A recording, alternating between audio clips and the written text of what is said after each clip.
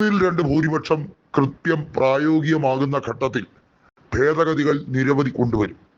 അത് ഏറ്റവും കൂടുതൽ ബാധിക്കാൻ പോകുന്നത് സാധാരണക്കാരായ ജനങ്ങളെ തന്നെയായിരിക്കും. കോർപ്പറേറ്റ് നയങ്ങൾ കൂടുതൽ ശക്തമായി പരിഷ്കരിക്കാനും അതുപോലെ പൊതുമേഖലാ സ്ഥാപനങ്ങൾ ഒന്നും തന്നെ ബാക്കിയില്ലാതെ വിറ്റഴിക്കാനും കേന്ദ്ര സർക്കാർ തുടക്കം മുതൽ തന്നെ ആഗ്രഹം കാണിച്ചിരുന്നു. അത് തകൃതിയിൽ നടക്കുന്നുമുണ്ട്. ഇനി നടക്കാൻ പോകുന്ന പ്രധാന കാര്യങ്ങൾ എന്ന് പറയുന്നത് ഡീലിമിറ്റേഷൻ നടപടികൾ ഉൾപ്പെടെ വനിതാ സംവരണ ബിൽ ഉൾപ്പെടെയുള്ള കാര്യങ്ങളാണ്. എന്നാൽ ഇത് ഏറ്റവും പ്രധാനം എന്ന് പറയുന്നത് ഈ രാജ്യത്ത് നിലവിൽ വർഷങ്ങളായുള്ള ഭരണഘടനാ സംവിധാനങ്ങളിൽ കടക്കൽ കത്തിവെക്കുന്ന രീതിയിലുള്ള BJP-യുടെ നയങ്ങൾ തന്നെയാണ്, NDA-യുടെ നയങ്ങൾ തന്നെയാണ്. അത് നാഗ്പൂരിൽ നിന്നും തീരുമാനിക്കുന്ന പോലെ തന്നെ ആയിരിക്കും BJP കേന്ദ്ര നേതൃത്വം അത് നടപ്പിലാക്കുന്നത്.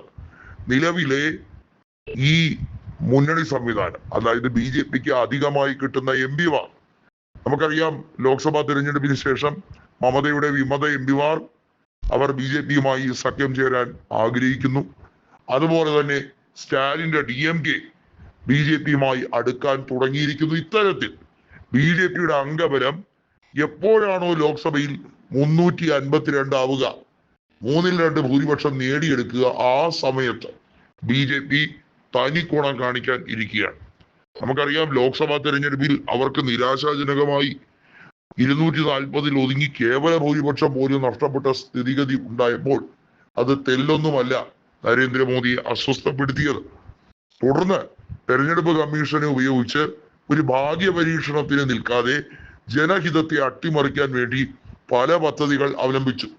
സാധാരണയായി BJP-ക്ക് അത്യാവശ്യം വളക്കൂറുള്ള ഉത്തർപ്രദേശ് ആയിരുന്നാലും അതുപോലെ ഹിന്ദി ഹൃദയഭൂമി മേഖലയിലായിരുന്നാലും അവർ ഉദ്ദേശിച്ച രീതിയിലുള്ള സീറ്റുകൾ ലോക്സഭാ തെരഞ്ഞെടുപ്പിൽ കൊയ്തെടുക്കാൻ കഴിയാത്തത് അവരെ വല്ലാതെ ആഘാതത്തിലാക്കി. എന്തിനധികം പറയുന്നു, മഹാരാഷ്ട്രയിൽ അവർക്ക് തിരിച്ചടിയാണ് കിട്ടിയത്.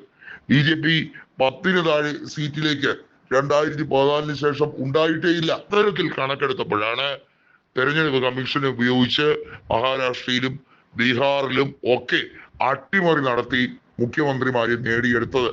അതുവരെ BJP മുഖ്യമന്ത്രിമാരല്ലായിരുന്നു ഈ രണ്ട് സംസ്ഥാനങ്ങൾ ഭരിച്ചത് എന്ന് നമ്മൾ ഓർമ്മിക്കണം. ഇതുപോലെ തന്നെയാണ് ഓരോയിടത്തും അവർ പ്രതീക്ഷ നിലനിർത്തിക്കൊണ്ട് സംസ്ഥാനങ്ങൾ പിടിച്ചെടുക്കുന്നത്.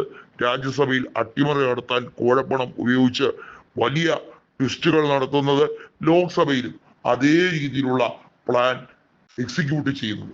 ഇവിടെ പറഞ്ഞു വരുന്നത് 2/3 ഭൂരിപക്ഷം നേടുമ്പോൾ ശ്രദ്ധേയമായിട്ടുള്ള പല സുപ്രധാന ബില്ലുകളും ഉണ്ടാകും. ഓർഡിനൻസ് രൂപേണ രാഷ്ട്രപതിയെ കൊണ്ട് വലിയ രീതിയിലുള്ള പാതകങ്ങൾ ചെയ്യിപ്പിക്കാനുള്ള ശ്രമങ്ങൾ നടക്കുന്നു എന്നും പറയുന്നുണ്ട്. പക്ഷേ അതിനേക്കാൾ BJP-ക്ക് ഏറ്റവും രസകരം പ്രതിപക്ഷത്തെ നിർജീവമാക്കിക്കൊണ്ട് പാർലമെന്റിൽ അവർ ആഗ്രഹിക്കുന്ന മട്ടിലും ഭാവത്തിലും അവർ നിയമസംഹിതയെ വെല്ലുവിളിച്ചുകൊണ്ട് ഭരണഘടനയെ താറുമാറാക്കിക്കൊണ്ട് ബില്ലുകൾ അവതരിപ്പിക്കുക, പല സംവരണങ്ങളും എടുത്തു കളയുക, മണ്ഡൽ കമ്മീഷൻ താറുമാറാക്കുക. ഇത്തരത്തിൽ നിരവധി പദ്ധതികളാണ് അവരുടെ മനസ്സിൽ.